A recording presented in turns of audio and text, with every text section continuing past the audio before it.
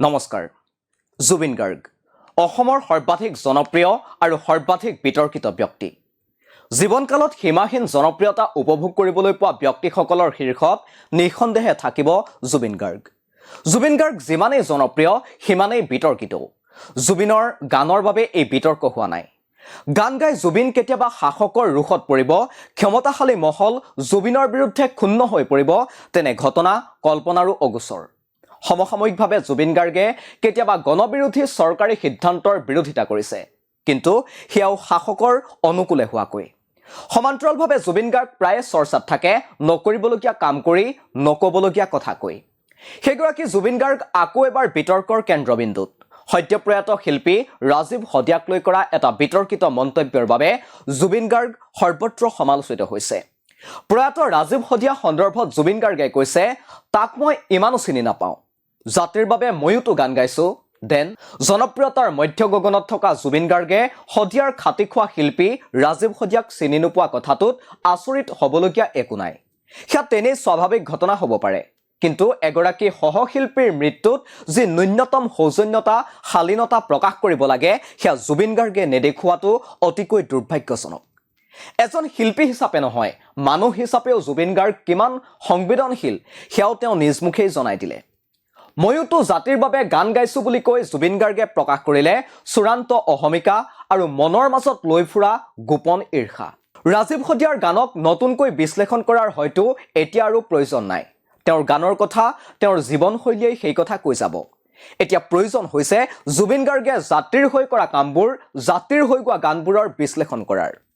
জুবিন গাৰ্গে অসমীয়া গানক জনপ্ৰিয়তাৰ এক নতুন মাত্ৰা দিছে, অগণন শ্ৰোতাক আকৰ্ষণ কৰিছে, তাৰ বাবে প্ৰাপ্য স্বীকৃতি ইতিমধ্যে লাভ কৰিছে। কিন্তু জুবিনৰ জনপ্ৰিয়তাৰ লগত তেওঁৰ জাতীয় দায়বদ্ধতাৰ প্ৰশ্নটো সদায় সন্দেহৰ আৱৰ্তত থাকি গৈছে। বৰ বেছি পুৰণি দিনৰ কথা নহয়, পশ্চিমবংগৰ এখন কনচাৰ্টত গান গাই আছে অস্কাৰলৈ মনোনয়ন লাভ কৰা কণ্ঠশিল্পী ইমন চক্ৰৱৰ্তীয়ে। ৩৬ বছৰ বয়সৰ এগৰাকী বাংলা গায়িকাই গান গাই থকাৰ মাজতে কোনোবাই চিঞৰিলে, বাংলা গান নুশুনো। ইমনে লগে লগে প্ৰতিবাদ কৰিলে, কাৰ ইমান সাহস ইয়াত বাংলা গান নুশুনো বুলি ক'বলৈ। অন্যথাই হোৱা হ'লে চুলিত ধৰি বাহিৰ কৰি দিলেহেঁতেন। এই ৰাজ্যখনৰ নাম বাংলা। তুমি পাঞ্জাবী গান শুনা, মাৰাঠী গান শুনা, হিন্দী গান শুনা, কিন্তু বংগত থাকি বাংলা গান নুশুনো বুলি ক'বলৈ তুমি কোন? বাংলাত আছা, বাংলাত চাকৰি কৰিছা, বাংলাত থাকি পইচা উপাৰ্জন কৰিছে, আৰু বাংলা গান নুশুনো বুলি কৈছা। এই ভণ্ডামিবোৰ নকৰিবা। তুমি বাংলায় থেকে যদি এই কথাটা বলো, আমি সাহসের সঙ্গে জোরের সঙ্গে হাত দেখে বলো আমি বাংলা গান শুনবো না, অন্য কোনো জায়গা হলে না চুলের মুঠি ধরে ক্যাম্পাসের বাইরে বের করে দিত। ফালতুগিরি করো না, একদম করো না। এই স্টেটটার নাম বাংলা, সুতরাং সব শোনো, মারাঠি গান শোনো, পাঞ্জাবি গান শোনো, গুজরাটি গান শোনো, ইংরেজি গান শোনো। তুমি কে হে? তোমার সাহস এত বড় বলছো বাংলা গান শুনবো না? তোর যদি সাহস থাকে ওকে স্টেজে পাঠাও, দেখি ওর কত বড় সাহস আছে। এসব করো না, এই ভণ্ডামি গুলো করো না। বাংলায় থাকছো, বাংলায় চাকরি করছো, পয়সা রোজগার করছো বাংলায় থেকে, বাংলা গান শুনবে না বলছো? এগৰাকী যুৱতী শিল্পীয়ে এইদৰেই দেখুৱাই দিলে নিজৰ স্বাভিমান, নিজৰ ভাষাটোৰ প্ৰতি থকা গোৱাৰ ভাল পোৱা। আৰু আমাৰ মৰমৰ জুবিন গাৰ্গে কি কৰিলে? হিন্দী গান গাব নিদিয়াৰ বাবেই বিহু মঞ্চ ত্যাগ কৰিলে জুবিন গাৰ্গে। বহাগৰ প্ৰথম দিনটোত মঞ্চত হেনো জুবিনক হিন্দী গান গাবলৈ দিবই লাগিব। বাধা দিয়াৰ বাবেই বাতিল কৰিলে সংগীতানুষ্ঠান। তাৰ পাছৰে পৰা জুবিন গাৰ্গৰ চৰ্ত, হিন্দী গান গাব দিলেহে কৰিব অনুষ্ঠান।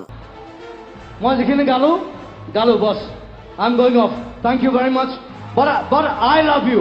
এয়াই আমাৰ মৰমৰ জুবিনৰ নিজৰ মাতৃভাষাৰ প্ৰতি শ্ৰদ্ধা, ভালপোৱা আৰু দায়বদ্ধতাৰ অকৃত্ৰিম নিদৰ্শন। মনত ৰাখিব, কোনো এটা জনগোষ্ঠীয় ভাষাৰ গীত এটাক লৈ, উত্তৰ পূৰ্বাঞ্চলৰ যিকোনো এটা ভাষাৰ গানক লৈ জুবিন ইমান আকুৰগুজ কেতিয়াও হোৱা নাই, যিমান তেওঁ আকুৰগুজ বিহু মঞ্চত হিন্দী গান গোৱাক লৈ। বছৰটোৰ ৩০০ দিনেই জুবিনে হিন্দী গানৰ চৰ্চা কৰক, হিন্দী গানৰ প্ৰচাৰ কৰক, কোনেও তাত বাধা দিয়া নাই, আপত্তি কৰা নাই। এটা সামান্য অনুৰোধ, সামান্য চৰ্ত আছিল, অন্ততঃ বিহু মঞ্চখনত অসমীয়া গান গাওক, আমাৰ মাতৃভাষাৰ গান গাওক। সেই আশা, সেই অনুৰোধকো গুৰ মাৰি দিবলৈ জুবিনে কুণ্ঠাবোধ কৰা নাছিল। এইগৰাকী শিল্পীৰ জাতীয় দায়বদ্ধতাক লৈ আলোচনা কৰাটো সময়ৰ অপচয় কেৱল। জাতিৰ নামত জুবিনে আৰু কি কৰা নাই? কা আন্দোলনৰ পাছত পথাৰ আমাৰ বজাৰ আমাৰ শ্লোগান দি চৰকাৰৰ কাষ চপা প্ৰথম শিল্পীজনে আছিল জুবিন গাৰ্গ। 2021 নিৰ্বাচনী ফলাফলৰ পাছত এতিয়াৰ মুখ্যমন্ত্ৰীৰ ঘৰত উপস্থিত হোৱা প্ৰথম শিল্পীজনে আছিল জুবিন গাৰ্গ। জুবিন গাৰ্গৰ জাতিৰ প্ৰতি এই অৱদান চিৰস্মৰণীয় হৈ ৰৈ যাব। জুবিন গাৰ্গৰ ৰাজহুৱা আচৰণ এতিয়া আৰু কোনো চৰ্চা কৰিবলগীয়া বিষয় হৈ থকা নাই।